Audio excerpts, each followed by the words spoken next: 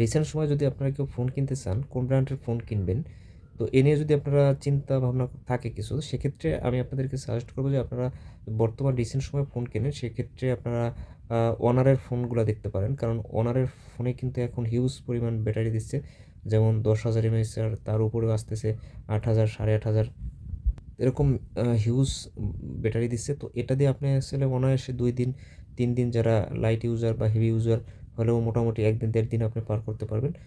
8 elite gen 5 এরকম processor দিয়ে আসতেছে ফোনগুলো, যেটা মিড রেঞ্জ বা একটু বেশি শিপ লেভেলের যে আপনার চিপসেট, সেই চিপসেট দিয়ে ফোনগুলো কিন্তু আসতেছে।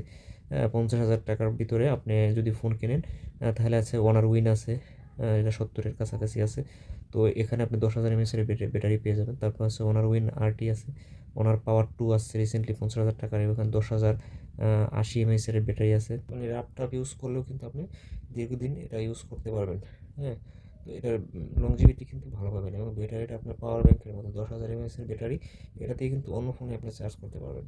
তো আপনার এখানে কিন্তু কম দামিও ফোন আছে, ওনার X7D বা 8D, হ্যাঁ, 9D এরকম আছে। তো এগুলো আপনি ট্রাই করে দেখতে পারেন। ক্যামেরায় ওরা একটু কাটছাট করছে, এছাড়া আপনি অন্যান্য যে ফিচার আছে সবগুলো কিন্তু আপনি ভালো আপনি যদি day to day life user বা আপনি যদি মানে লাইট ইউজার হয়ে থাকে, সেক্ষেত্রে কিন্তু আপনি ওনারের ফোন দেখতে পারেন। তো আশা করি আপনারা যারা রিসেন্টলি ফোন কিনবেন, অবশ্যই ওনারের ফোনগুলো ট্রাই করে দেখতে পারেন।